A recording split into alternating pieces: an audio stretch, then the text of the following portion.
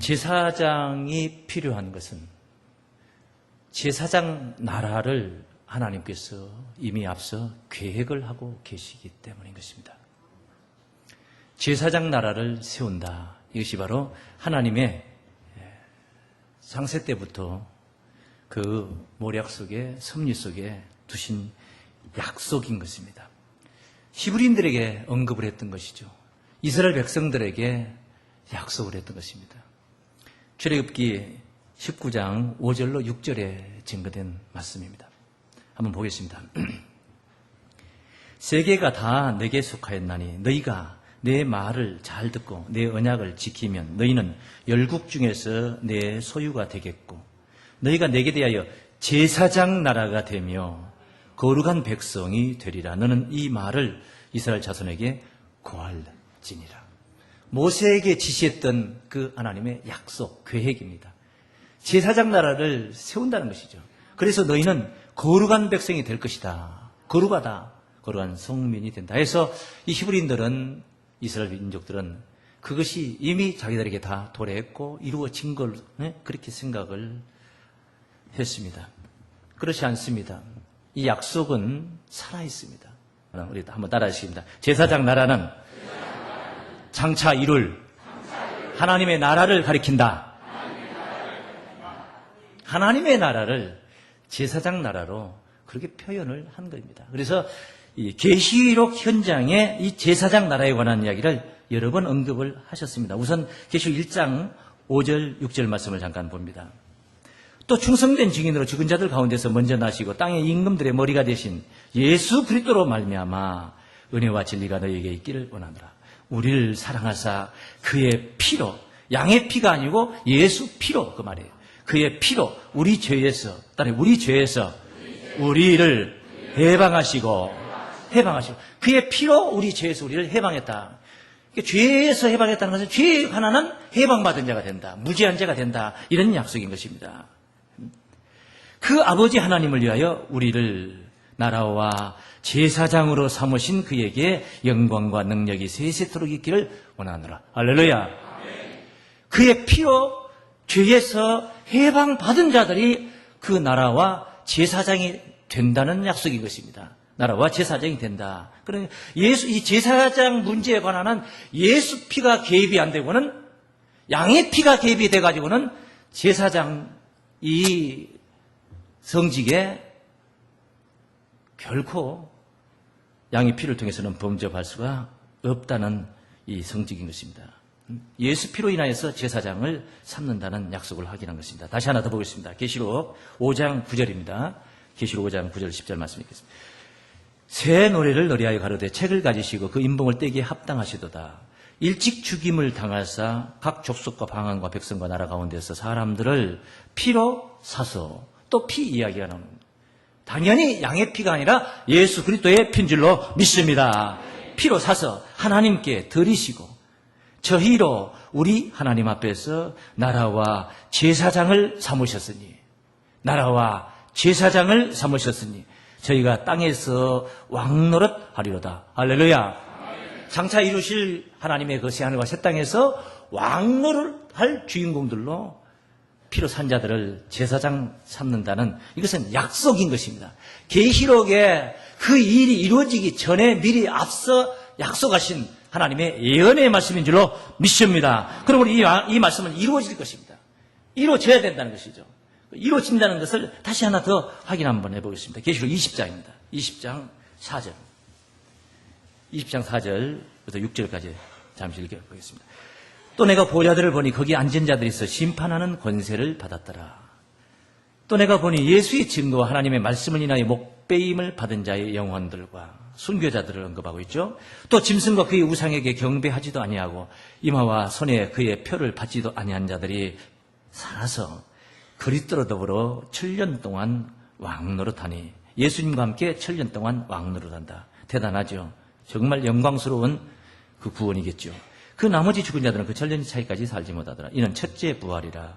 그래서 이 순교자들의 영혼이 바로 짐승과 우상과 그의 표를 받지도 아니한, 짐승의 표를 받지 않고 우상의 표를 받지 않고 손과 이마에 받지도 않고 했던 자들이 순교자들의 영혼과 더불어서 7년 동안 왕노릇한다. 이것이 바로 첫째 부활이다. 이렇게 언급을 합니다. 6절 말씀입니다. 이 첫째 부활에 참여한 자들은 복이 있고 말세를 살아가는 성도들입니다. 당연히 마지막 날 디데이 끝날에 이루어질 하나님의 약속인 것입니다. 이 첫째 부활에 참여하는 자들은 복이 있고 거룩하도다.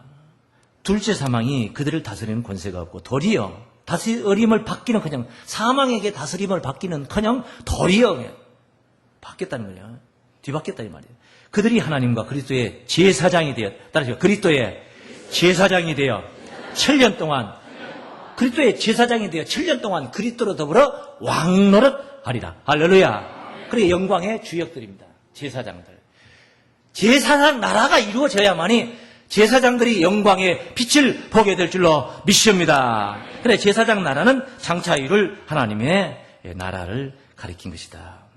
그래서 이미 구약시대에 이스라엘 백성들에게 이루어진 제사장 나라가 아니라 구약시대의 레위 계통에서 출생했던 자들이 이스라엘 백성들의 그 제사를 집례하며 하나님의 성소를 섬겼던 것이죠.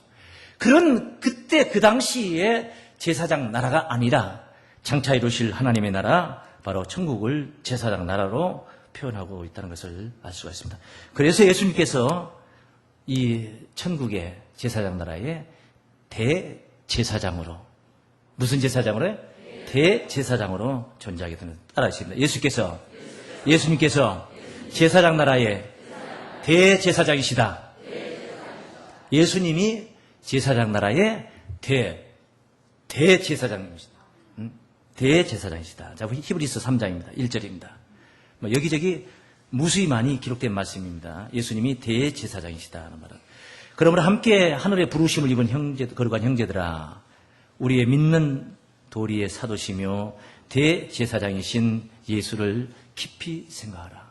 자, 예수를 깊이 생각하라. 누구신? 대제사장이신 예수를 깊이 생각하라.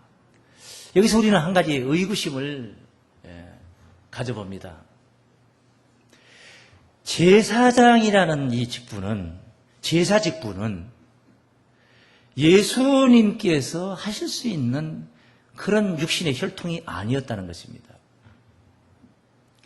민수기 18장 전장에 걸쳐 잘 증거도 되어 있습니다만, 제사장의 직분은 레위 계통, 이스라엘의 12지파 중에서 아무 지파에서 나오는 자들 누구라도 다 제사장을 하는 게 아니라 오직 레위 계통의 레위 지파에서 나온 자들만이 제사장의 직무를 감당하기로 그렇게 성경에 약속하고 섭리하고 있었던 것입니다. 레위 지파에서 나온 출생 한 자만이 제사장의 직무를 감당할 수가 있어요. 하나님의 성소의 일을 담당할 수가 있었다는 겁니다. 그런데 예수님은 어디서 나셨습니까? 어디서 오셨습니까? 무슨 지파에서 오셨습니까? 예수님은 유다 지파에서 오셨다는 것이죠.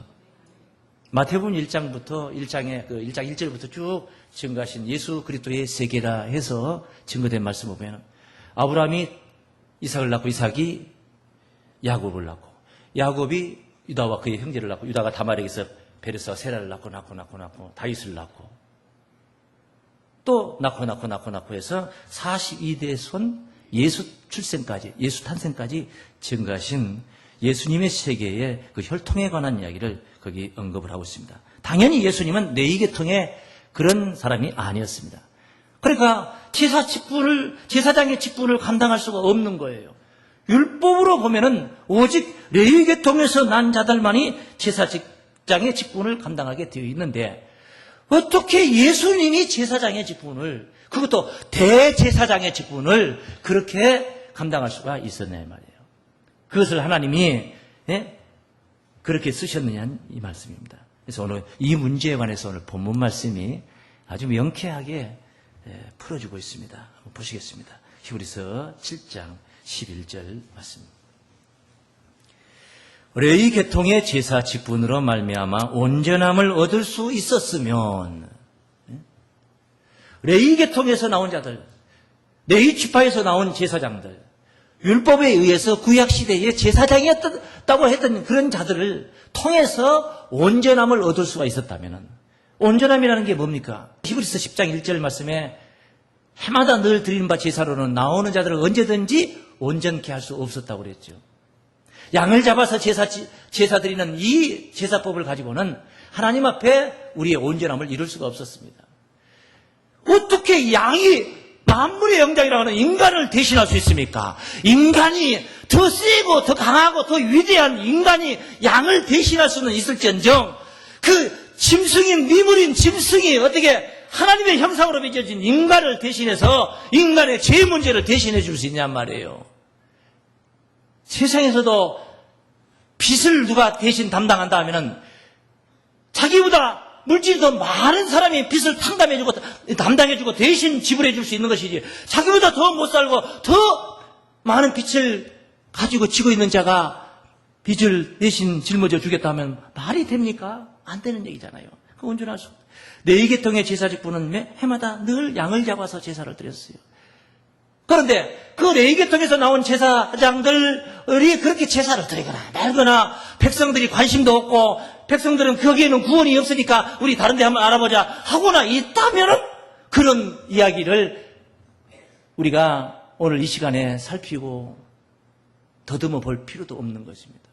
그런데 문제는 온 백성이 그 밑에서 네 계통의 제사 직분을 가진 제사장들 밑에서 그 밑에서 온 백성들이 율법을 받고 가르침을 받고 있다는 것입니다. 그래서 문제가 대두가 되는 겁니다. 어떤 못된 미혹하는 자가 있는데 아무도 그 사람의 말을 먹어주지도 들어주지도 않고 눈길도 주지 않는다면은 그 사람의 미혹을 하거든 말든 무슨 상관입니까? 문제는 그 사람이 미혹의 영을 가지고 미혹을 하는데 많은 사람들이 관심을 가지고 그 속에 들어가서 그 말을 경청하고 있다면 이건 문제가 심각해지는 것입니다. 그래서 마치 비유로 말하면 그런 이야기예요. 11절 말씀은 이것을 체크를 하고 있는 말씀입니다.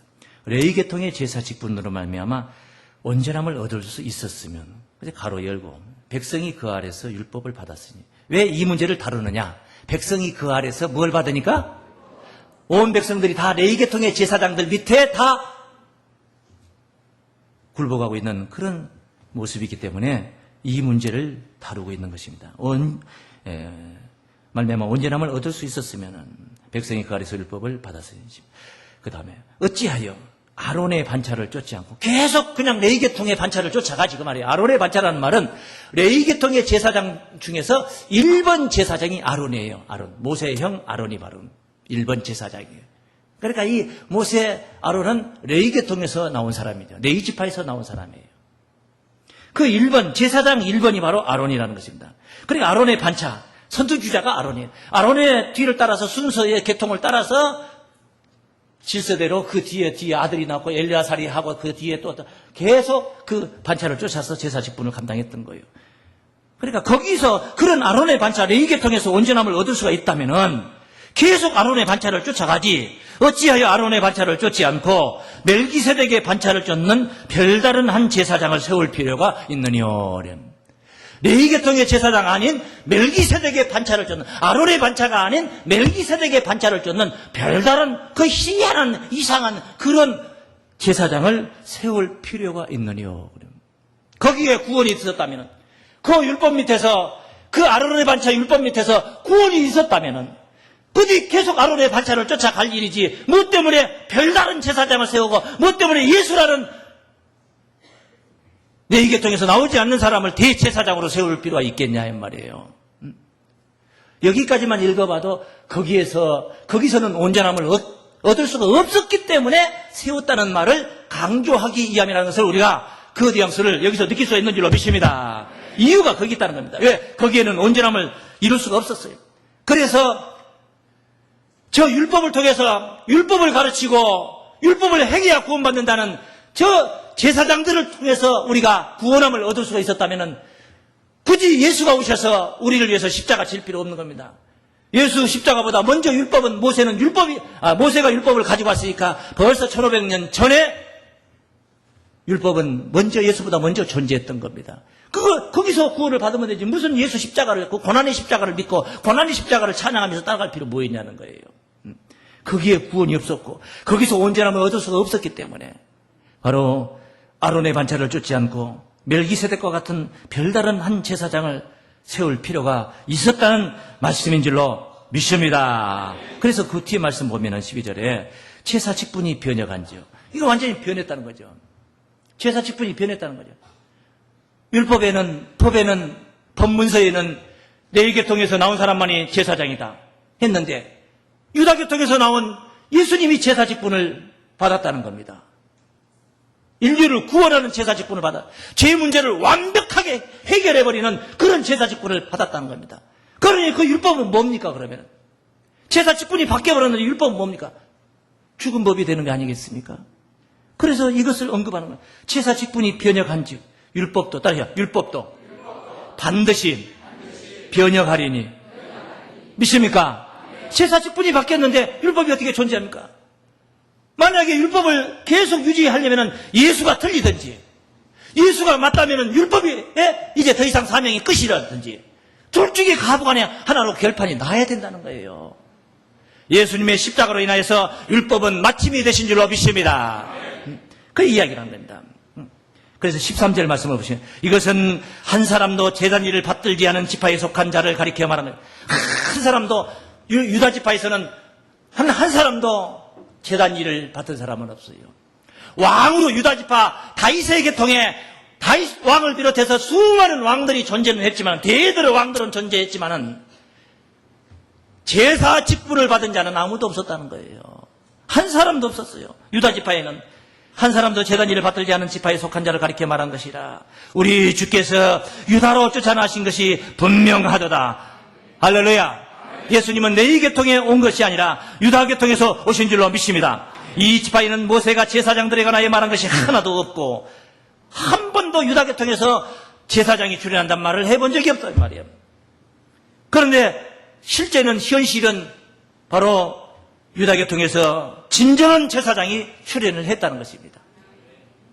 출연했다는 것. 별다른 제사장인 줄로 믿습니다. 15절에 멜기세덱과 같은 별다른 한 제사장이 일어난 것을 보니 더욱 분명하도다. 자, 여기서 예수님이 멜기세덱의 반차를 쫓는 제사장, 별다른 제사장이 되었다. 이런 말씀을 우리가 확인했습니다. 멜기세덱, 도대체 멜기세덱이 누구냐? 그리고 예수님이 멜기세덱의 반차를 쫓아 제사장 된 이 문제가 오늘 현실 속에 우리들의 신앙 속에 우리와 무슨 상관이 있느냐? 우리 구원과 무엇이 직결되기에 우리가 이런 가르침을 받아야 되고 히브리서를 통해서 우리가 이런 교훈을 얻어야 되는가 하는 문제점을 우리가 보는 것입니다. 이 멜기세덱은 창세기 14장에 증거되고 있습니다. 14장 1절부터 보면은 이제 전쟁이 일어났는데 4개 나라와 5개 나라가 엘람 왕 그돌라오멜을 비롯한 4개 나라와 소돔 왕을 비롯한 5개 나라가 이 전쟁을 합니다.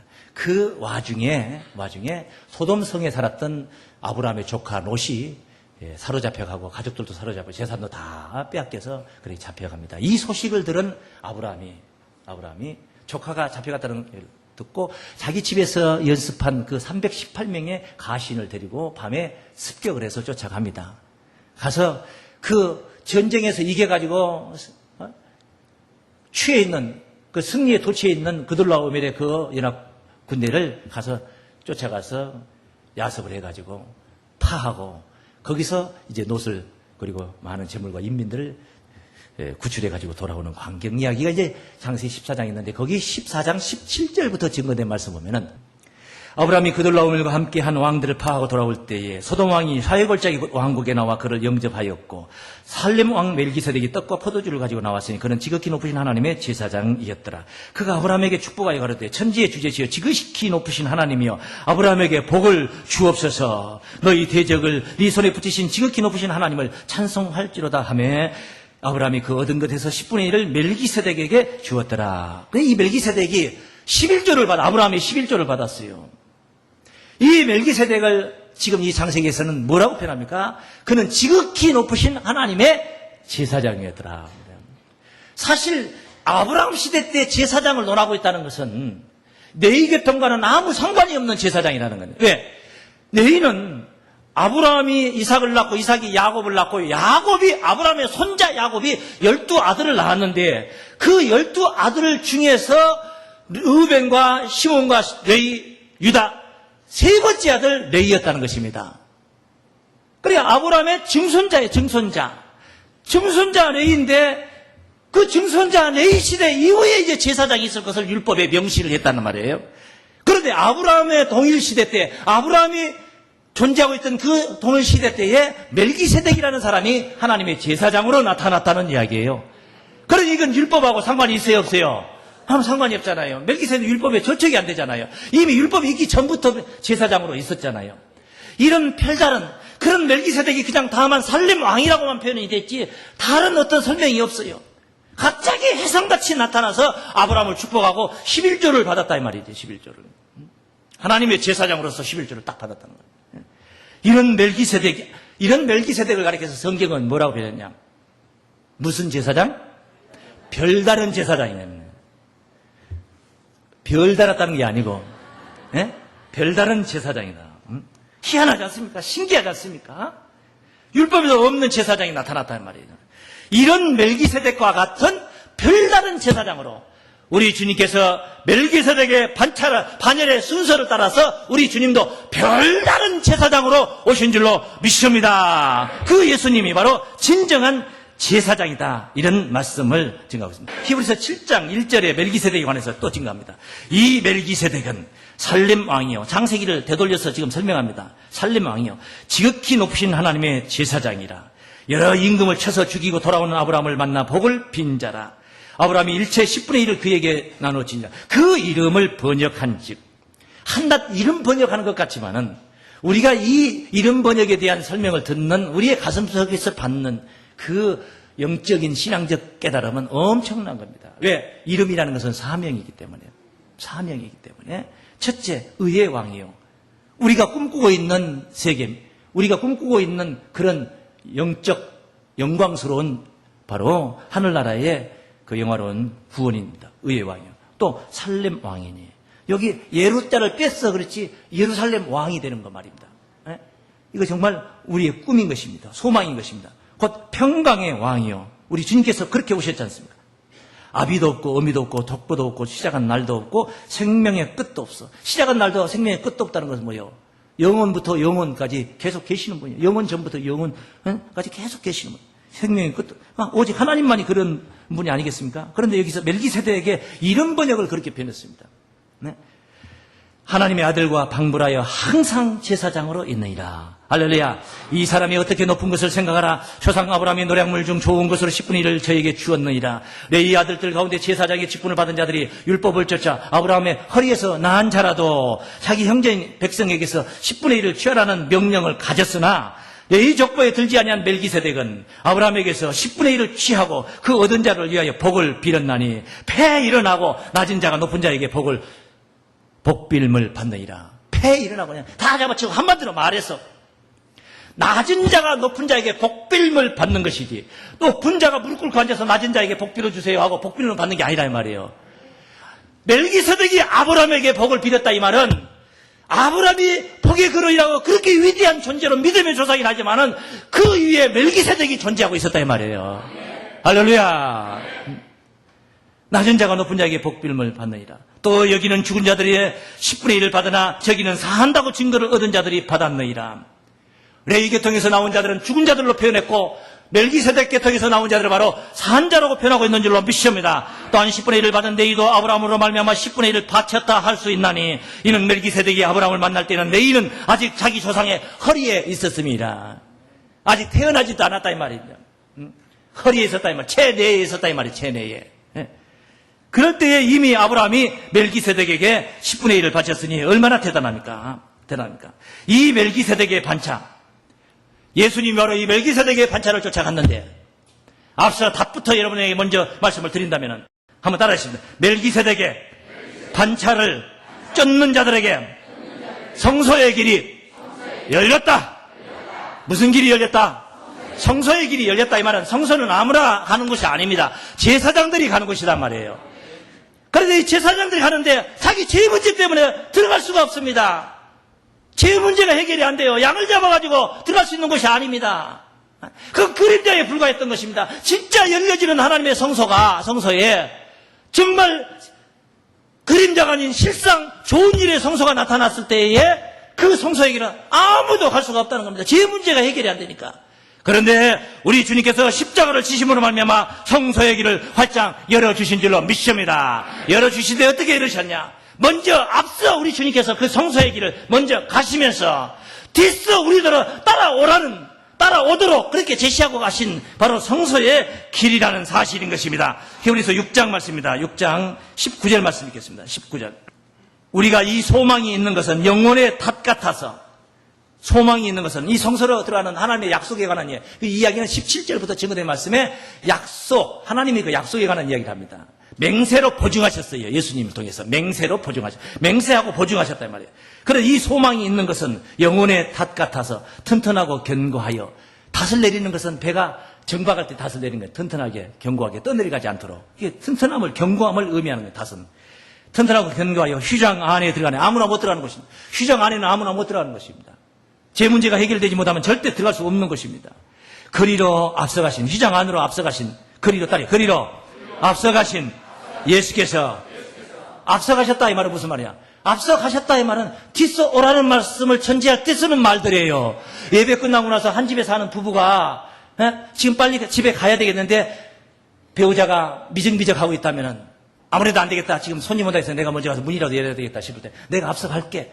내가 앞서간다 하고 갑니다. 앞서간다 하는 말은 그 배우자에게 너는 여기서 푹 눌러 살아라 그 말이 아닙니다. 뒤서 오라 그 말이 전제되는 것입니다. 믿습니까? 예수께서 앞서가셨다 이 말은 혼자 가시고 혼자 가는 걸로 끝난 거라면 앞서가신 문제 이야기의 표현이 불필요한 것입니다. 앞서가셨다 이 말은 뒤서 오라는 바로 말씀이 교훈이 그 속에 있는 줄로 믿습니다. 그리로 앞서가신 예수께서 멜기세덱의 반차를 쫓아 영원히 대제사장이 되어 딸이 우리를 위하여 들어가셨느니라. 할렐루야. 우리는 뒤서 들어가는 줄로 믿습니다. 주님은 대제사장이 되어 들어가시고 우리는 그냥 제사장이 되어 그리로 뒤서 들어가는, 그게 바로 영광스러운 구원인 줄로 믿습니다. 그 길이 닫혔지만은 우리 주님이 십자가를 지심으로 말미암아 그 십자가의 은혜 아래서 우리가 온전함을 얻어서 그 길이 열린 거예요. 이제 열리니 그 길이 열렸다는 것입니다. 히브리서 10장 말씀입니다. 10장 19절 말씀입니다. 10장 19절. 그러므로 형제들아, 우리가 예수의 피를 힘입어, 오직 힘입을 것은 예수의 피입니다. 예수의 피를 힘입어 성소에 들어갈 담력을 얻었나니 그 길은 우리를 위하여 휘장 가운데로 열어놓으신, 휘장 안에 들어간다는 겁니다. 휘장 가운데로 열어놓으신, 따라하십니다. 새롭고 산 길이요. 새롭고 산 길은 한 번도 가보지 못했던 길이라고요. 얼마나 그 길이 어려운 길이었으면 한 번도 가볼 수 없었던 길입니다. 그 다음에 그 길은 죽는 길이었습니다. 대제사장도 또 제 문제가 해결되지 않으면 1년에 한 차례씩 들어갈 때 여기에 허리에 밧줄을 묶고 발에 방울을 달고 들어갔습니다. 만약에 죽으면은 그거 끌어내기 위해서 말이에요. 방울 소리가 안 나면 끌어내야 되니까 말이에요. 그 시체 치우려 들어간 사람도 죽기 때문에 말입니다.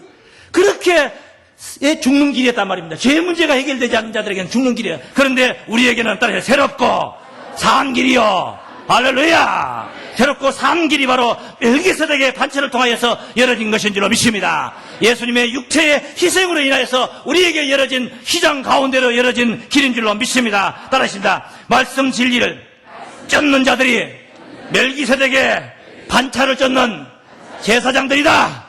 멜기세덱의 반차는 다름 아닌 말씀 진리를 쫓는 자들에게 이 예정되고 약속된 구원의 길이요, 산 길이요, 성소의 길이라는 것을 우리는 깨달아야 됩니다. 마지막으로 그 말씀을 한번 보겠습니다. 7장 16절 말씀입니다. 7장 16절 말씀, 히브리서 7장 16절 말씀. 그는 육체에 상관된 계명의 법을 쫓지 아니하고 오직 무궁한 생명의 능력을 쫓아 된 것이니, 육체에 상관된 계명의 법을 쫓지 않았습니다. 교단이 어떻고 교회가 어떻고 규모가 어떻고 목사가 어떻고 이게 중요한 게 아닙니다. 오직 무궁한 생명의 능력을 쫓아 나아가시길 바랍니다. 육체에 상관된 계명의 법을 쫓지 아니하고 오직 무궁한 생명의 능력을 쫓아 된 것이니 증거하기를 네가 영원히 멜기세덱의 반차를 쫓는 제사장이라 하였더라. 앞서가신 예수님을 뒤따라서 멜기세덱의 반차를 쫓아 달려나가시는 별다른 제사장들의 영광스러운 구원의 주역들이 되시기를 주의 이름으로 축원합니다.